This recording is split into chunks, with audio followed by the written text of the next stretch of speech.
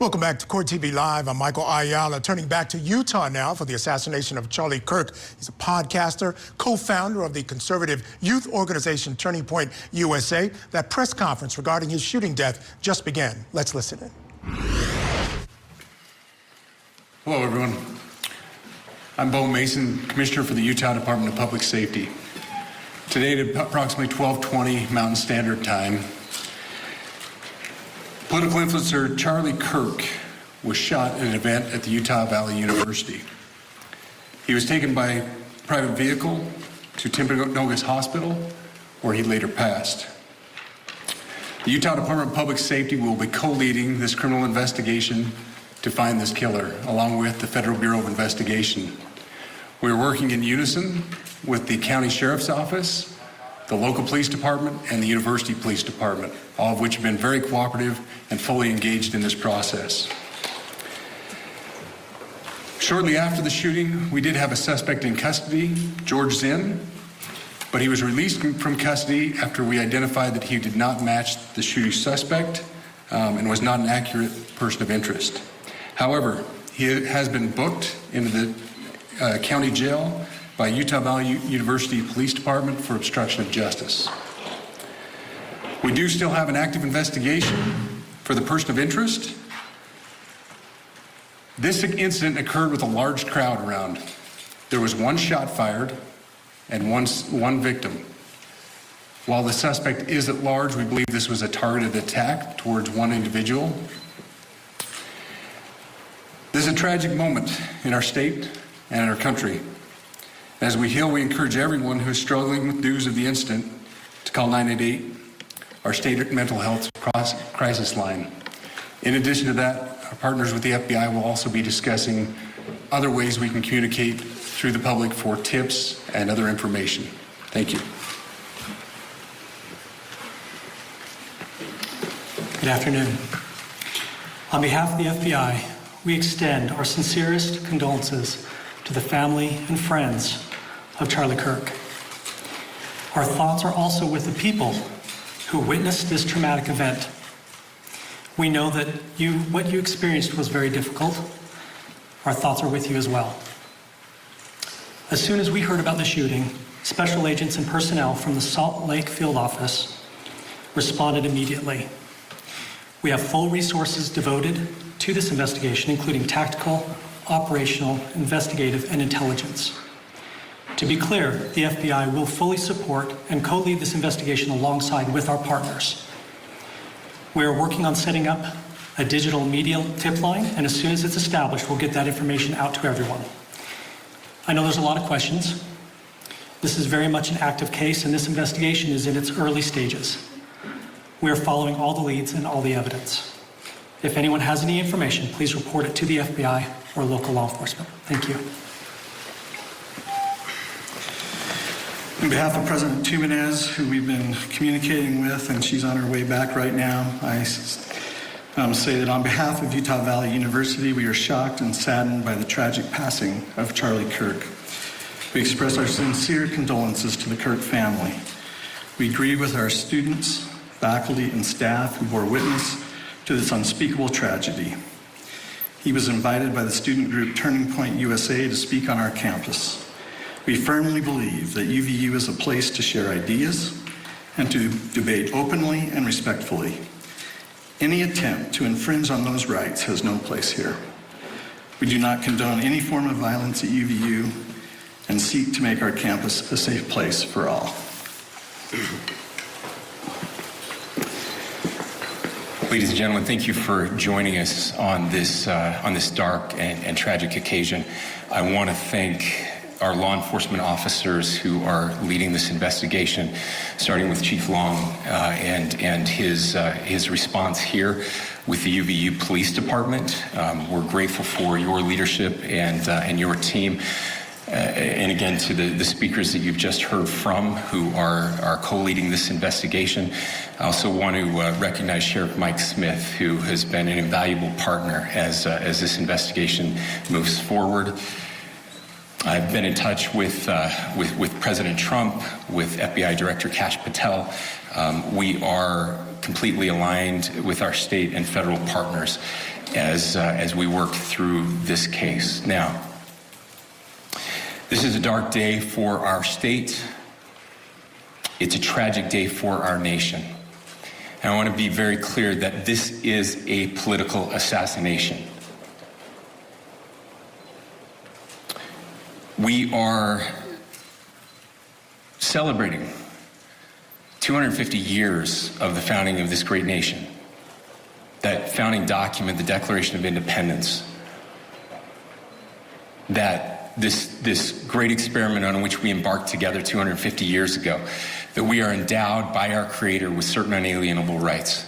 The first one of those is life. And today, a life was taken. Charlie Kirk was first and foremost a husband and a dad to 2 young children.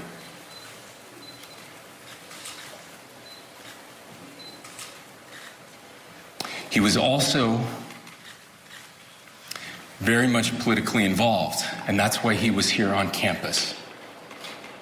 Charlie believed in the power of free speech and debate to shape ideas and to persuade people. Historically, our university campuses in this nation and here in the state of Utah have been the place where truth and ideas are formulated and debated. And that's what he does. He comes on college campuses and he debates. That is foundational to the formation of our country, to our most basic constitutional rights. And when someone takes the life of a person because of their ideas or their ideals, then that very constitutional foundation is threatened. Now, we have a person of interest in custody. The investigation is ongoing. But I want to make it crystal clear right now, to whoever did this, we will find you. We will try you. And we will hold you accountable to the furthest extent of the law. And I just want to remind people that we still have the death penalty here in the state of Utah.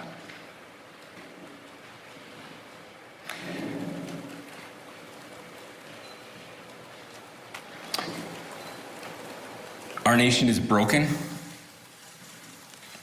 We've had political assassinations recently in Minnesota. We had an attempted assassination on the governor of Pennsylvania. And we had an attempted assassination on a presidential candidate and former president of the United States, and now current president of the United States. Nothing I say can unite us as a country. Nothing I can say right now can fix what is broken. Nothing I can say can bring back Charlie Kirk. Our hearts are broken. We mourn with his wife, his children, his family, his friends. We mourn as a nation. If anyone in the sound of my voice celebrated even a little bit at the news of this shooting, I would beg you to look in the mirror and to see if you can find a better angel in there somewhere. I don't care what his politics are. I care that he was an American. We desperately need our country. We desperately need leaders in our country. But more than the leaders, we just need every single person in this country to think about where we are and where we want to be. To ask ourselves, is this it? Is this what 250 years has wrought on us? I pray that that's not the case. I pray that those who hated what Charlie Kirk stood for will put down their social media and their pens and pray for his family and that all of us will try to find a way to stop hating our fellow Americans. With that, we're happy to take a few questions. The FBI director is posting that a social... All right, we're going to step aside here for a break quickly. Officials out there in Utah calling this a political assassination, an attack on constitutional ideals of free speech. They do have a suspect in custody. However, they don't believe he was the shooter. He is charged with obstruction of justice. Don't know the details about that. We'll take a break, go back out to that news conference. When we return, keep it here on Court TV.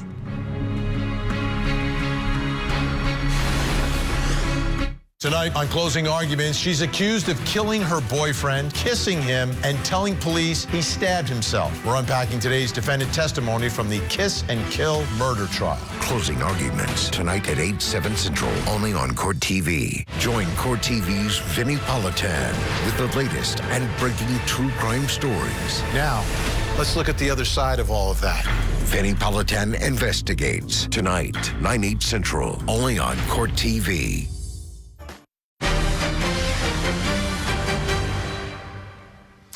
We're watching a news conference addressing the fatal shooting of Charlie Kirk in Utah.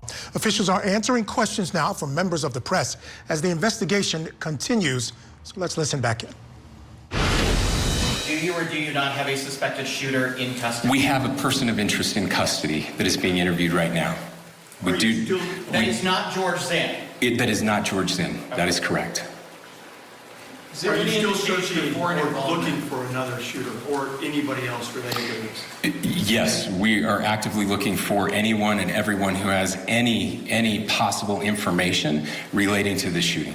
Can you tell us details about the suspect being taken into custody? Where? How long ago? We cannot at this point, but we will get you that information when we can. Is there believed to be a second individual involved in the shooting? At this point, there is no information that would lead us to believe that there is a second person involved. Can you guys talk about the possible shooting?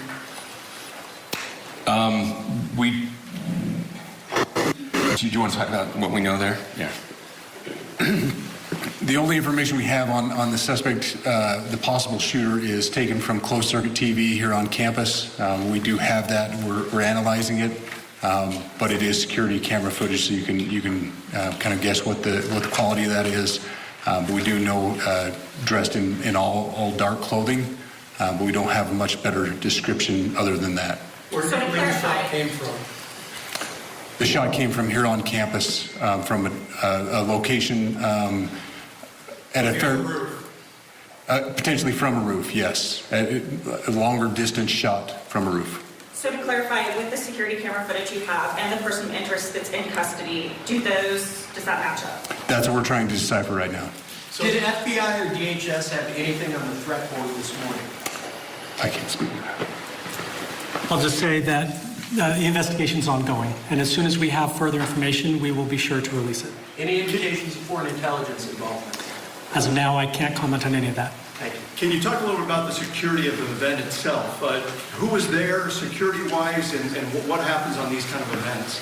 Chief Long. So my name is Jeff Long. I'm the police chief here at UVU, and I'll tell you right now, we're devastated. We're a small police department. We have a very large campus. We have over 40,000 students, and we love our students. We love our visitors, and we're devastated by what happened today. This is the police chief's nightmare.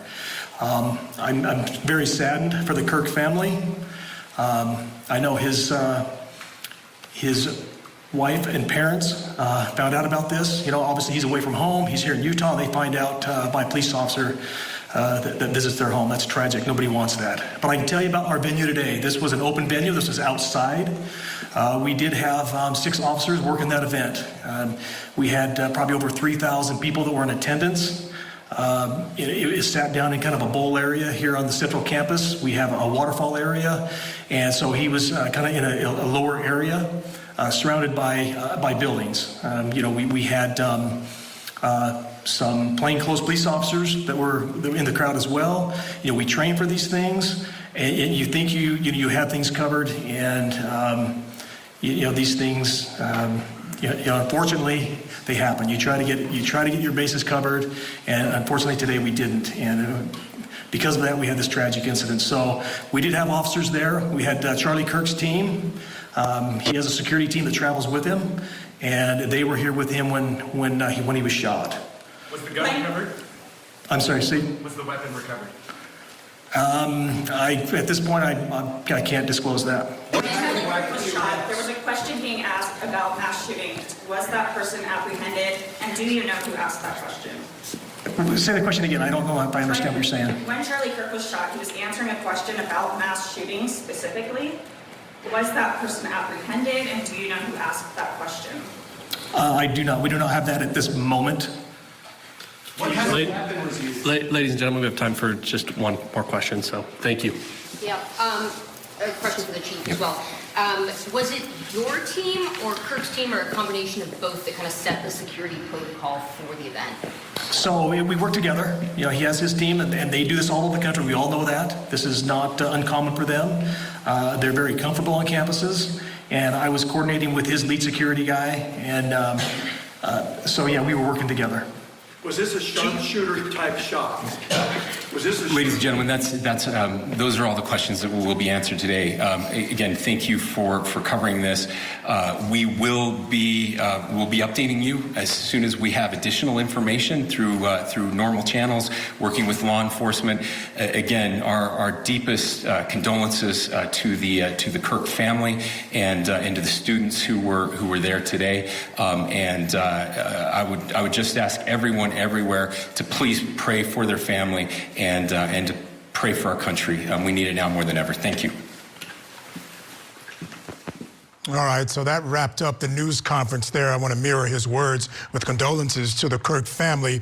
A quick wrap up here. The Utah Department of Public Safety is heading up this investigation. The FBI, local sheriff, local police, all involved. They do have a suspect in custody. They also had someone in custody by the name of George Zinn. They decided that person is not responsible for the shooting, but would not speak on the second person. George Zinn has been charged with obstruction of justice. One shot fired, one victim. All right, I want to bring in our guests with us, criminal defense attorney Laura Yaretsi. And Laura, first and foremost, your reaction to what, again, you know, no matter how you feel about the victim in this case or politics, this is a dark day for America. I agree. It's a tragic day, a historical day. This country is based on the right to speak your mind as long as you're doing it in a peaceful manner, regardless of what Charlie Kirk's political views were. He had the right to address the people who were at the university, and he had the right to debate, and as they said, to convince people, persuade people of his ideas and his notions. And any day when someone is shot and killed because of what he believes and because of the ideas that he has or she has is a dark, black day for this country that is based on some of the rights that most of the world doesn't necessarily cherish like we do. We have a history of 250 years. And I was really touched by some of the individuals that spoke today. And they did call this a political assassination because it is a political assassination. They talked about our nation being broken. And it is time to unite this nation. I don't care what your belief system is. I don't care if you're conservative or liberal. We are all Americans, and we all believe in the same Constitution, same democracy, same rights. It's time to truly unite. Yeah, we've got to start pulling in the same direction. I just want to quickly go back to the moments before this shooting. This is dramatic. It may be difficult to watch. So these are the moments leading up to the shooting. Let's take a listen.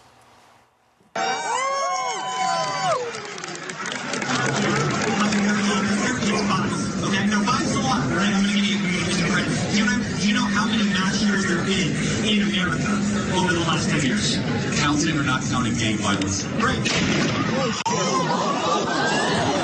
I heard the shot ring out. They said it came from a roof, from a building on campus. And as you mentioned, they did call it a political assassination. And they also mentioned, Laura, that Utah has the death penalty. Do you expect, once the person is caught, that this will be a death penalty case?